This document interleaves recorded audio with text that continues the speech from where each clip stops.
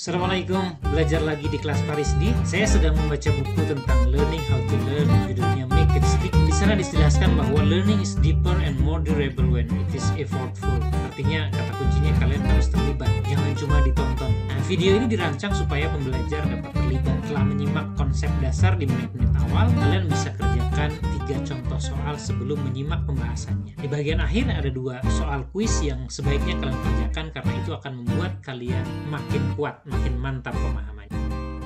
Kali ini kita akan membicarakan salah satu jenis gerak, yaitu gerak lurus beraturan. Pertama kita mulai dari nama ya. Kita punya kebiasaan menamakan jenis gerakan itu berdasarkan 2 hal. Yang pertama adalah lintasan, yang kedua adalah kecepatannya. Jadi maksud gerak lurus beraturan itu berarti lintasannya berupa garis lurus, kemudian kecepatannya tetap. Ya, jadi yang beraturan itu kecepatannya. Maksud beraturan itu sederhananya tetap. Gerak lurus dengan kecepatan tetap. Kalau di textbook berbahasa Inggris, mereka nggak ada istilah seperti ini. Mereka akan bilang langsung motion with constant velocity. Ya, langsung bisa dipahami ya. Kalau di Indonesia agak-agak tersembunyi maknanya ya. Oke, nggak apa-apa lah ya, kan sudah paham lah ini ya. Kemudian kalau kalian nanya rumus ya, sebetulnya untuk GLB itu nggak perlu amat sih rumus ya. Beneran asli nggak perlu rumus ya, nggak perlu amat rumus. Tapi nanti boleh lah kita nggak apa-apa cari rumusnya ya. Misalnya ini lintasnya lurus seperti ini ya, gerak ke kanan terus gitu ya, nggak berbalik arah ya. Nah seperti itu. Kita berangkat dari pemahaman kecepatan yang tetap, kecepatan yang konstan. Nah, jadi pemahaman tentang kecepatan yang harus kalian kuasai. Yang paling penting adalah kalian ngerti apa itu kecepatan ya. Nah, kemarin di video sebelumnya di dasar konsep gerak sudah belajar ya, kecepatan itu didefinisikan sebagai perubahan posisi atau perpindahan ya, delta S dibandingkan dengan waktu tempuhnya atau waktu yang diperlukan selama bergerak, delta S per delta. Nah, dari sini sebetulnya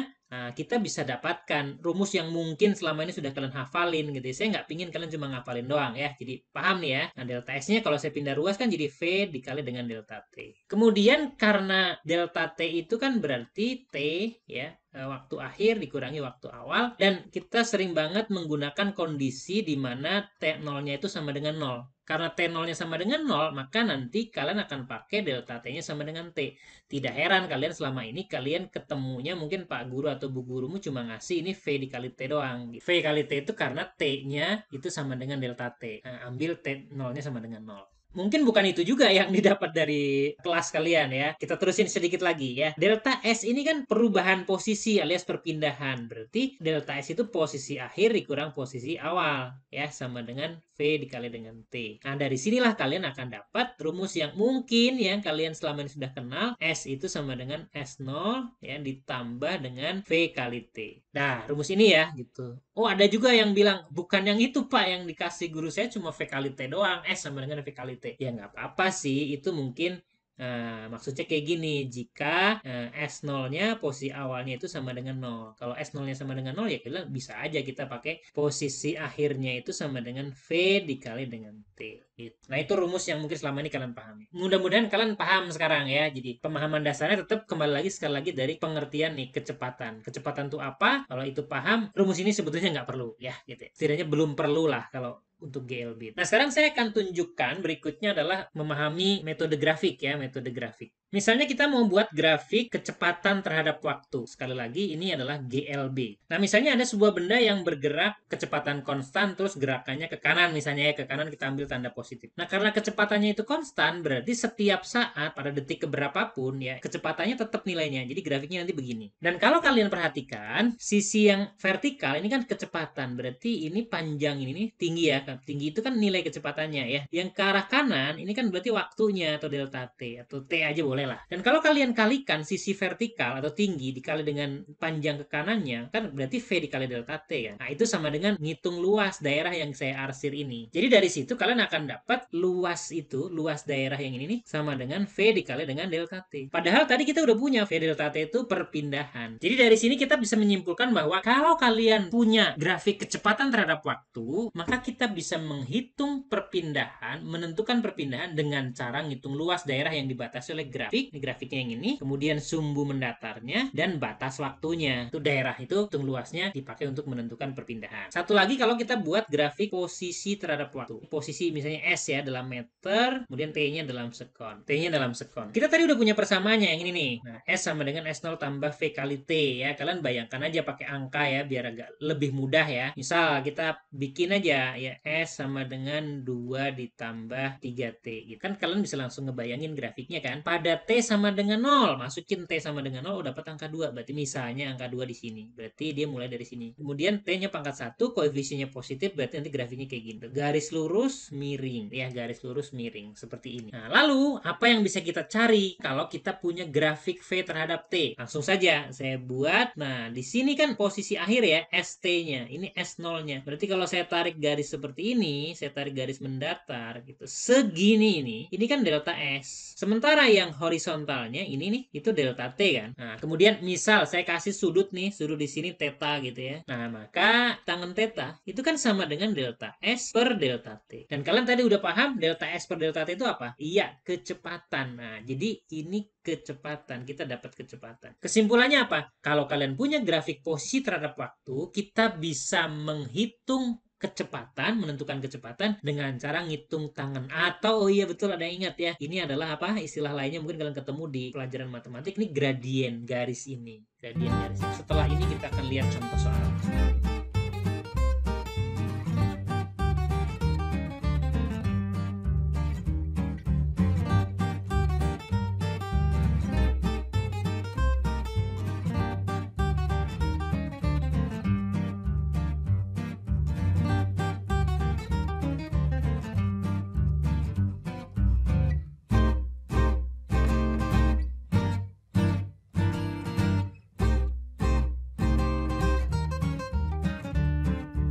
Silakan yang bagian ini dikerjakan dulu, nggak usah takut salah ya.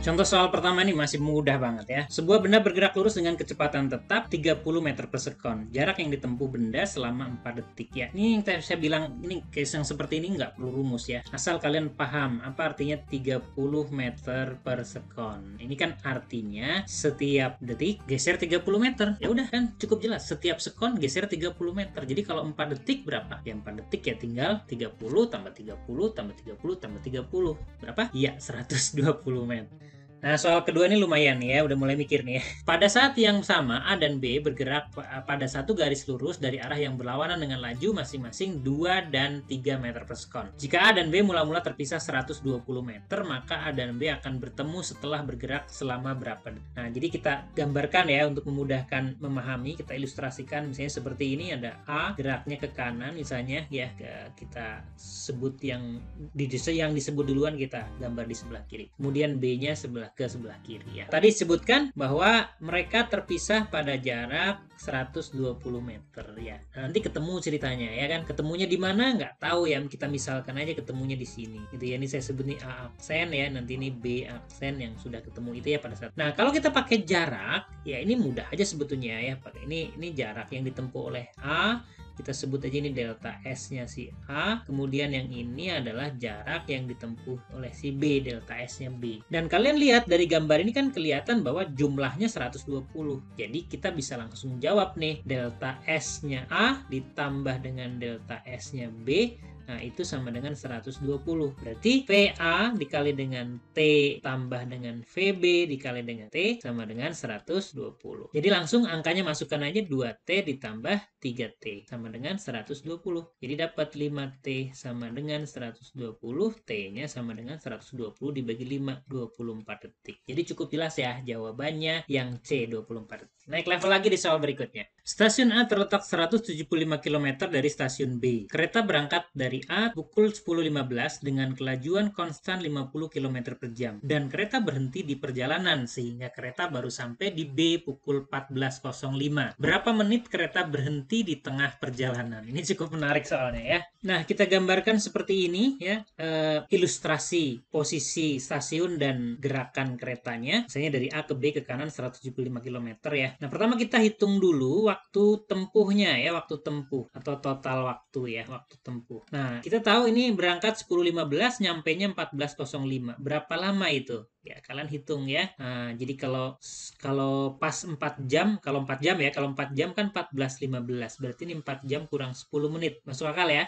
Berarti ini 3 jam 50 menit ya. Jadi perjalanan ditempuh dalam waktu 3 jam 50 menit. Kemudian kita cari tahu waktu geraknya. Nah, jadi yang betul-betul keretanya bergerak. Karena kan tadi ada istirahat di tengah jalan ya, ada berhenti, kereta berhenti mana tadi. Nah, itu dia. Jadi waktu geraknya gimana? Caranya adalah karena ini GLB tentu saja laju konstan, delta S-nya sama dengan V dikali dengan T ya. Delta S-nya jaraknya 175 km, kemudian kecepatan atau besar kecepatannya di sana 50 km per jam dikali dengan T. Dari sini kita akan dapat T-nya 175 dibagi 50. Ini satuannya udah jam ya. 150 bagi 50 3, sisa 25 berarti ya bagi 50 setengah. Berarti kita punya 3,5 jam. 3,5 jam alias 3 jam 30 menit. Ya, jadi cukup jelas ya, perjalanannya 3 jam, bukan perjalanan, maaf, geraknya selama 3 jam 30 menit saja. Nah, tapi perjalanan ditempuh dalam waktu 3 jam 20 menit. Berarti ini selisihnya gitu ya. Nah, waktu berhenti itu bisa dihitung dari selisih. Ini tinggal dikurangin aja, 3 jam dikurangi 3 jam kan pas ya. Nah, 50 menit dikurangi 30 menit. Jadi sisanya 20 menit. Jadi beristirahatnya selama 20 menit ya. Mungkin ada papasan atau apa ya. Oke, menarik ya. Oke, siap ya. Bisa dipahami ya. Oke, soal berikutnya. Ini lebih menarik lagi. Dua partikel A dan B bergerak dengan laju tetap sepanjang garis PQ. PQ 5,2 meter. Dari P ke Q. Laju A 6 cm per sekon. Hati-hati satuannya beda ya. Tadi yang ini 5. Ini hati-hati satuannya beda. Yang PQ ini 5,2 meter. Ini cm per sekon. Laju B 8 cm per sekon. A berangkat 10 detik lebih dulu. Nah, ini hati-hati, ini ada hots ya. A berangkat 10 detik lebih dulu daripada B. Jika setelah sampai di Q, B kembali lagi ke P dengan laju seperti semula, abaikan waktu pembalikan, di manakah B berpapasan dengan A? Bukan nyusul, berpapasan ya. Oke, begini ilustrasinya. Ada P dan ada Q yang terpisah 520 cm ya. 5,2 meter, 520 cm. Kemudian ada A dan B yang berangkat dari tempat yang sama. Nah, kita lihat di situ A itu berangkat lebih dulu daripada B. Nah, jadi nanti A duluan berarti ya, maju begitu. Nah, tapi A dia lajunya lebih cepat ya. Kira-kira siapa yang akan nyampe duluan ya, nyampe ke Q duluan ya? Kita nggak tahu persis ya, siapa yang nyampe duluan. Nah, kita misalkan aja, nggak apa-apa, kita misalkan aja nanti B yang duluan gitu ya, nyusul gitu ya. Nah, sampai di sana. Nah, kemudian kan diceritakan tadi berbalik arah. Jadi ini lintasan yang putih ini adalah lintasannya B. Nah, sementara A itu kan dia ketika ketemu ya berpapasan ini berarti masih sedang ke kanan gitu ya. Bisa dipahami ya. Nah, yang putih ini berarti panjang lintasannya B. Kita sebut misalnya panjang lintasannya B itu delta S-nya B ya. Garis sampai ke ujung 520 ditambah ini yang kita nggak tahu berapa yang putih ini ya. Kemudian kalau yang A, yang merah ya. Nah, ini berapa? Kita nggak tahu ya kan. Nah, tapi yang jelas kita tahu adalah jumlah jarak mereka berdua ya. Yang merah ini misalnya delta S-nya si A, yang putih itu delta S-nya si B, maka kalian harus paham bahwa delta S-nya A ditambah dengan delta S-nya B tentu sama dengan berapa? Iya, betul sekali, 2 dikali 520 cm. Ya kan? Ke kanan udah 520, kemudian jumlah yang putih dan merah ini kan sama, pasti 520 ya. Sampai dia berpapasan di sini. Nah, kalau sudah, kita lanjutkan dengan memasukkan ke rumus ya. Rumus ini GLB ya, udah V delta T aja ya, V delta T. Berarti ini adalah VA dikali dengan, saya sebutnya TA gitu ya. Kemudian ini adalah VB dikali dengan TB. Sama dengan ini dikali 2, ini 1040 ya, sentimeter satuannya ya. Ini satuan lajunya tetap cm per sekon, kita nggak usah ubah. Jadi kita akan dapat ini A itu 6 ya, jadi 6T. Saya misalkan waktu geraknya A itu adalah T, kemudian ditambah waktu gerak laju B itu 8, jadi 8 dikali. Nah, waktu geraknya B itu jadi T-10 ya, karena dia berangkatnya belakangan ya. Nah, coba lihat di sebelah sini. A berangkat 10 detik lebih dulu daripada B. Jadi kalau waktu geraknya A itu T, waktu geraknya B itu T-10. Oke, kalau ada yang bingung kenapa bisa T-10, nah gini nih, kita ilustrasikan seperti ini ya. Nah, TA, misalnya TA itu lamanya A bergerak, kemudian TB itu lamanya B bergerak. Saya kasih contoh misalnya ya. Kalau A sudah bergerak selama 5 detik, 5 detik nih ya. Nih, satuannya di sini. Kalau A sudah bergerak selama 5 detik, B udah mulai bergerak belum? Belum, ya kan? Kan nyusulnya nanti 10 detik kemudian baru berangkat, ya kan? Nah, kalau A bergerak selama 8 detik, B belum bergerak juga. Kalau ini 10, ya dia baru mulai gerak. Kalau ini 11, berapa dong? 1 detik, betul sekali. Karena kan nyusulnya, berangkatnya 10 detik kemudian ya. Kalau itu, aduh ini nggak cukup waktu tempatnya. Kalau A itu bergerak selama 15 detik, B baru 5 detik, betul sekali. Kalau 25 detik, iya baru 15. Berarti kalau dia sudah T detik, ya ini T-10. Gitu. Mudah-mudahan bisa memahami itu ya. Nah, kalau sudah paham kita lanjutkan lagi hitungannya. Ini ada 6T, 8T berarti 14T ya. Minus 80 sama dengan 1040. Pindah ruas kita punya 14T sama dengan 1120 ya, 1120. Oke, angkanya agak lumayan rame. Kita bagi 2 ya. Kita bagi 2 jadi 7. 7T sama dengan 56 ya. 7T sama dengan 560. Bagi 7 ya, bagi 7 jadinya berapa? Bagi 7. Bagi 7 8, 80 detik. Oh, berarti perpapasannya itu detik ke 80. Nah, tapi kan pertanyaannya di mana? Kalau pertanyaannya di mana berarti jawabannya keterangan tempat ya, keterangan tempat. Gimana ngitungnya? Oke, untuk menghitung jaraknya tinggal kita masukkan aja ke rumus delta S-nya. A sama dengan 6T ya. Jadi sama dengan 6 dikali dengan 80 ya. Ini satuannya masih cm ya. Jadi ini adalah 480 cm. Alias di sana ada 4,8 meter. Jadi perpapasannya adalah 4,8 meter dari titik P. 4,8 dari titik P. Berarti jawabannya yang D. Oke, sampai pada quiz time. Kali ini kita juga punya 2 soal. Soal yang pertama, silahkan disimak. Manakah grafik posisi S terhadap waktu T yang sesuai untuk GLB ya, gerak lurus beraturan. Soal yang kedua, silahkan dibaca soalnya, kemudian dikerjakan. Ada 2 soal, ingat-ingat jawab dua-duanya di kolom komentar. Yang benar dan beruntung akan dapat hadiah menarik. Terima kasih telah belajar sampai tuntas. Semoga tetap sehat dan jaga semangat menggapai cita-cita. Sampai ketemu lagi di video selanjutnya. Assalamualaikum warahmatullahi wabarakatuh.